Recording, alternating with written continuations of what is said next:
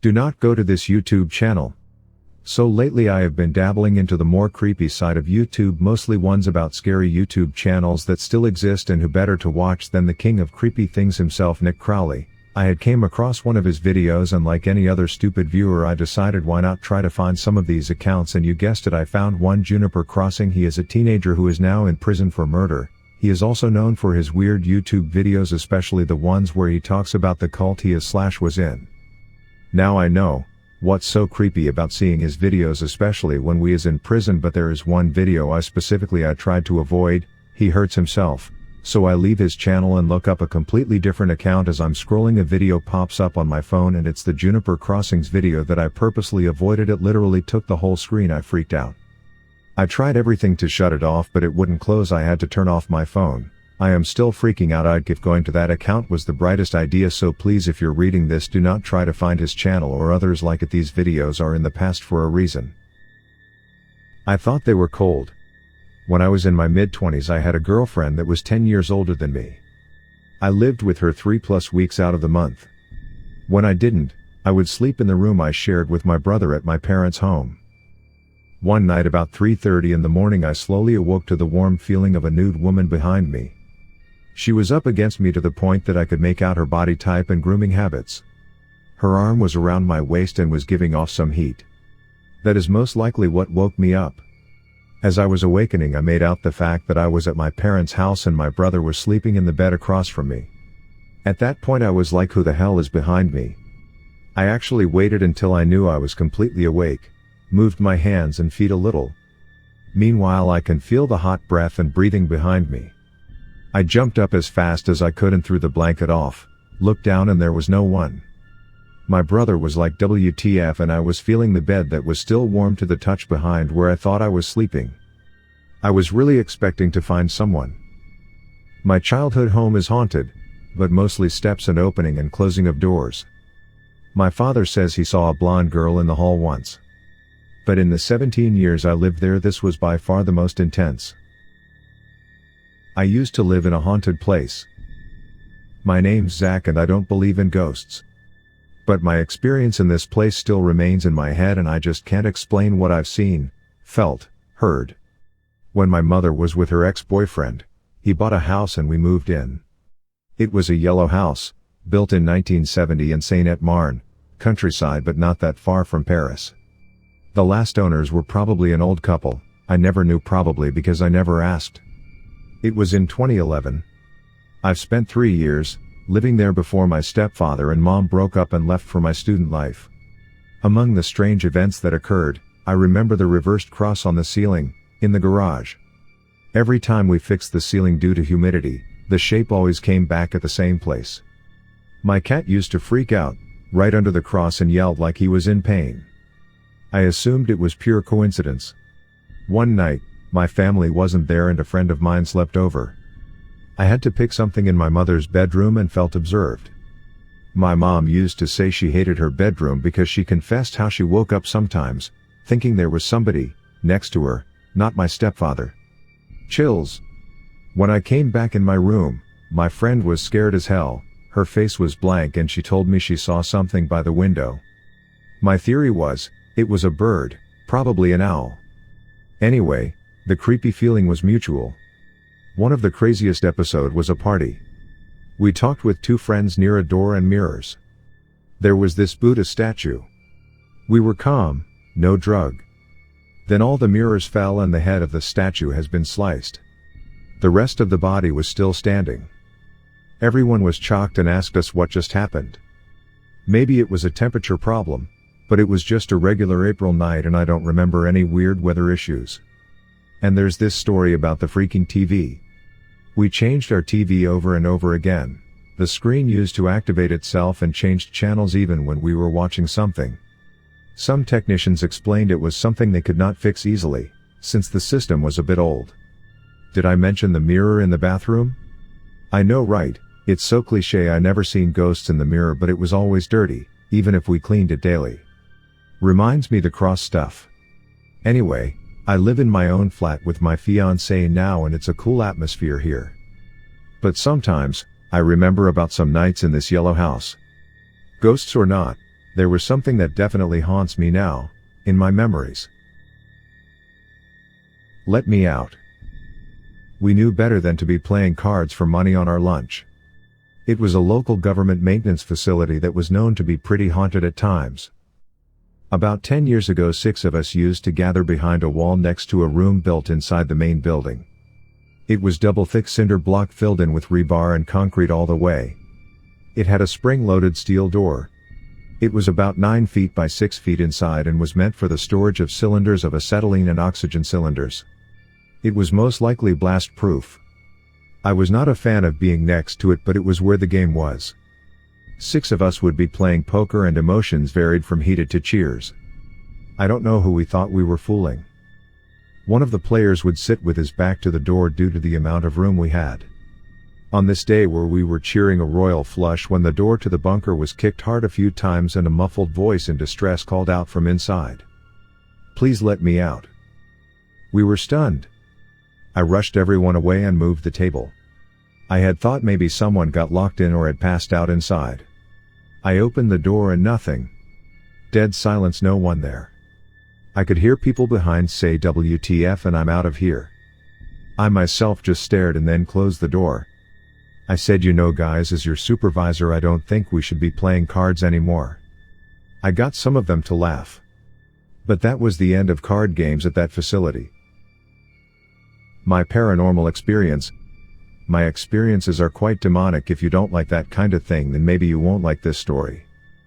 I live in a house with 3 of my siblings and my parents. It's a 1-story house with 2 hallways, a living room on one end and a kitchen on the other, and next to the kitchen there is a hallway to the bedroom, so you guys know the layout of my house.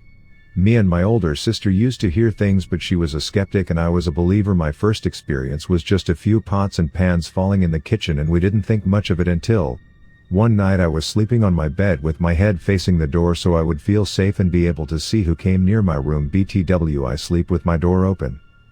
It was about 2 in the morning when I woke to something at my door. I look up and outside my sister's door, who was across from mine, had a weird thing out the front of it. Got up and I thought it was standing up, but then it got up again and it was about 7 foot tall with a black destroyed dress like something a Grim Reaper would wear, but the thing that stood out was its face. It was a large bird skull and it looked in my sister's room, and at that point I was under the covers scraping myself, but when I looked again it was gone. That was a few years ago now. I'm gonna tell you some things my mom would hear. My mom used to hear us calling out "Mom," and she used to come in our rooms and say "What's wrong?" and we were confused at what she was doing. When my dad was younger he used to see shadow people, and now I see them at my grandparents' house as well. If you need a story on that topic, just ask. So recently me and my mom made crosses for the windows after my little sister thought she heard something trying to get in her window, and the reason why I think that happened was because we have an underground pool that we just filled up with sand and apparently a little boy drowned in it. We also found a coin in acrylic at the front door when we moved in, and at the back door there was a cross engraved in the step. So lately I've been standing outside and just feel like someone was watching me, and one night I was sleeping when I heard 3 loud knocks on the front door, so I got up and checked the time on the microwave and it read 1:09, and then I thought, oh, it might be my dog scratching her ear and hitting the door on accident. When I went to look at the door hoping my dog would be there, and there was nothing, and I didn't want to open the door cause I didn't want to see who or what was there. This happened a few days ago. I was half asleep when I had a ooh ha ha ha, and it sounded like my little brother, who would sometimes make those noises when he slept, but when I went to look there was no one there and his door was shut. Some things I'm thinking is that the 3 knocks are them mocking the Holy Trinity, and cuz that's the only spot we don't have a crucifix at. Perseverance. I was ending my shift at a maintenance facility for a local government. On clear at night one can see the whole Los Angeles basin, out to Signal Hill and Santa Monica Pier. Some contractors came to me and asked for some general features of the building. It is a huge building that has large warehouse-size rooms within it. I showed the electric panels and other things for my area. They were going to install a new fire alarm system in the whole building. It was going to take 3 weeks, and they were going to work overnight shifts while no one else was working. Most of the crew were Spanish-speaking with very limited English-speaking abilities. Not a problem for me as I am fluent in Spanish. I bid them farewell and went home. The next day I saw the supervisor asked me about some lady that was working at night. He wanted me to ask what it was that she needed. She came up to one of the workers that was on a ladder at about 11 at night and was adamantly trying to tell him something. The worker could not understand what she wanted and she got animate and left. The supervisor spent the next hour looking for her to ask but couldn't find her. I told him no one should be in the building past 6 the latest, but especially the few office women that worked at the building. I told the security guard to check on them later and asked if anyone had come in the night through the gate. No one had. The next day the security guard told me that he had found the all eating lunch outside in the cold. The guard told me it was because of the lady. She had come again and they couldn't find her. The guard spent an hour looking and nothing. The supervisor repeated the same story. She had come up to another guy on a ladder and same thing happened. The third day the guard told me that they were eating lunch in their cars because it was raining.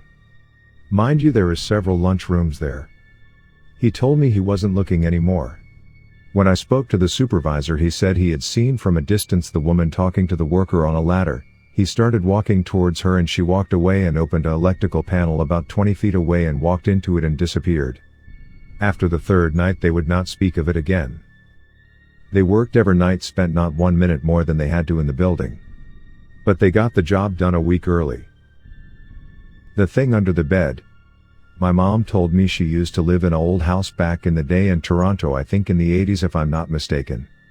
They used to sleep in the same room in 2 separate beds across from each other. My mom told me that at 3 a.m. there was always a voice calling her name and telling her to come here, and the voices came from the under the bed. My mom would get really scared, and my aunt, who claims she can see and feel spirits, would always pretend to be asleep but unaware. My mom thought she never heard the voices. My aunt always heard them, but they would never call her name, only my mom's. They told my grandparents, but my grandparents would never believe them until one time my grandfather was home alone in that house, and apparently he was just making himself a snack when, according to my mom, he told her he seen what was calling her name, but he could never describe it, couldn't even bring it up. He would always be too scared at even the thought of talking about it. Shortly after that, thank God, they decided to move from that house. I always had a hard time believing the story, but my aunt always told me it was real, and I also had a hard time believing my aunt too. Until one day my cousin was in the hospital. He was in ICU, bad shape, and when I went to visit him he was supposedly alive according to the doctor, but my aunt came out of that room bawling her eyes out. When I asked what was wrong, she told me my cousin had already passed. She seen his spirit looking over his body on the hospital bed. The next day he sadly passed away, and that's when I realized everything my mom told me was true. The way my mom is till this day because of what happened is sad. She's always worried about everybody, always paranoid about the stuff that happened, and once I realized it was true, I can't even imagine what my grandfather seen on that day. My grandfather passed later on when I was in high school and never described what he seen. Sometimes I wish he did, but maybe him not describing it to my mom might have been the best thing. Maybe there's a possibility my mom would have been worse than she is now if he told her what he seen. That's my story and just thought I'd share. For everybody that read this, thanks for taking the time too. Woke up to a woman with long black hair. So I woke up around 1 p.m. I'm a late sleeper. Anyways, I woke up and my head felt heavy and fuzzy, and I looked up and this lady was standing in front of me by my bed, and she had long black hair and looked really pale/grayish and was standing backwards. Oh, I freaked the F out and blinked several times and she was gone. Was it a bad dream? Sleep paralysis? Or the unknown? But this really freaked me out, and thankfully haven't seen such a thing since. You're still an asshole. 9 years ago I was supervising a repair shop for a local government.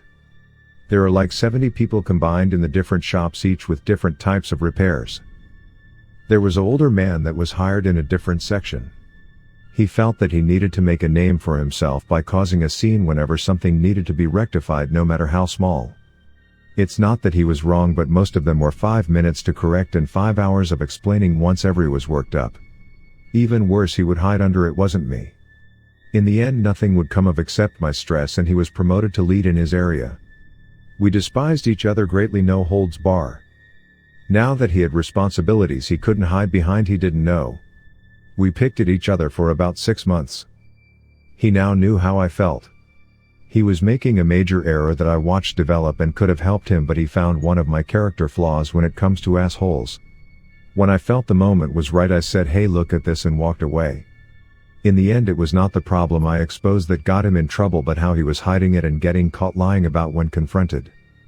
He got in trouble on paper and had the nerve to come to me. Of course I told he was lucky I reported it before it became a real problem. That was true, it could have been a very large problem.